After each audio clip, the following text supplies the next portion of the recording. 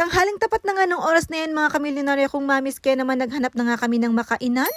Sa may Session Road nga sana kami kakain at dun nga sana kay Kaladyo. Kaso nga lang pagdating nga namin dito sa may Session Road ay naapo close mo gaya. Pero dahil nga linggo, etong at napakaraming tao. Syempre as usual, wala naman bago kapag linggo, talaga namang maraming tao dito. Napakaraming ang pagkain dito, kaso nga lang hindi nga ito yung sadya namin. Manananghalian nga sana kami dito kay Kaladyo, kaso nga lang close pala. Kaya naman yung pananghalian namin nag-U-turn pababa na nga lang ng Session Road. Ay naapo, maesawa na nga akong nagmumuryot dyan dahil pagod na nga sa kabubuhan. Pero ganun pa man, wala nga siyang no choice dahil gusto naman niya yan. Hindi pa nakakalahati itong daan na nilalakad namin, etong at nakatulog na nga pala ang bata. At hindi nga kami magja-Jollibee for today's video. Etong at mag-only rice nga daw kami ni Daddy Dandan. Ay naapo, may malulugi na naman na kainan. Charis. At pagkatapos nga ng isang oras na pag-aantay, etong at nakakain na nga rin kami. So yan, sa sobrang gutom nga namin ay hindi na nga rin kami nakapag-video. Kaya naman ang makikita nyo na lang dyan ay ito na nga lang pinagkainan namin. At pagkatapos naman naming magpakabusog, etong at ilalakad naman namin yung aming kinain. O, diba, appendicitis nang bagsak mo dyan, Charis. Pero syempre, nagpahinga muna kami bago kami namalengke. So yan nga't namalengke nga kami ng chicken at bangus. Alam nyo na, pang ulam namin ng isang linggo, ganun. At syempre, hindi pwedeng manok lang at bangus yung bibilihin namin, kaya naman kumuha din kami ng gulay. At nga't nakakita nga ako ng dahon ng ampalay, akala ko nga 10 pesos. Yun pala, it's a bluff, 20 pesos pala yung isang bundle nila. At nga't nakakita nga rin ako ng giant na sili, kaso nga lang hindi daw yan maanghang, sabi ni Daddy Dandan. Ay naapo, siling labuyo lang daw ang maanghang para sa kanya. So ayan, napadaan na naman ang batang nagbumukhang laruan dito sa kanyang bilihan ng mga laruan. Ay naapo, 30 minutes lang yan, sira na naman. Lang rin kaming pang merienda for today's video, kaya naman dumaan din kami ng tinapay. Ay naapo, dito na tayo sa practical at nakakabusog kahit papaano. At dahil nga wala kaming matawag na taxi, etong at nag-jeep na nga lang din kami. Ay naapo, for the pila ang mga first one. Paano ba't pagka ganito nga na Sunday ay pahirapan talaga kumuha ng taxi? Pero kapag nga hindi ka naghahanap ng taxi ay naapo, sila pang magbubusina sa'yo. So ayan, nandito na nga kami sa aming bahay, etong at nakapagpalit na nga rin ako. Ay naapo, ayan at nag-aantay na yung aking mga labahin. Pero syempre hindi pa ako maglalaba for today's video dahil pang Monday pa yan. Kaya naman etong at inayos ko nga muna itong aming mga pinalingkir. And for today's video nga sana ay magluluto nga sana kami ng munggo. O diba, Sunday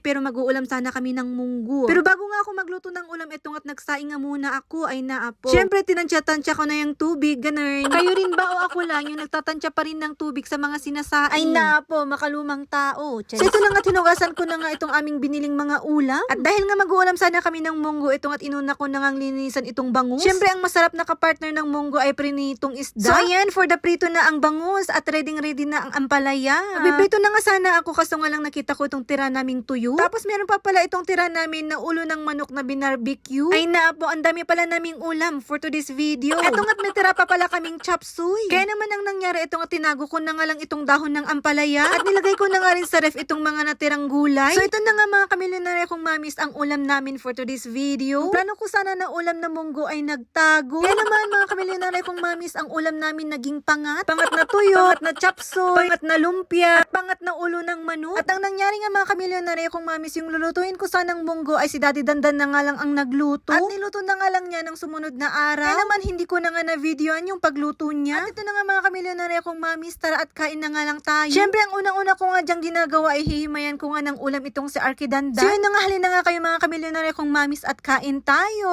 At ito na lang muna mga kamilyonaryo kong mamis. Thanks for watching. Thank you so much, Lord. Let's eat!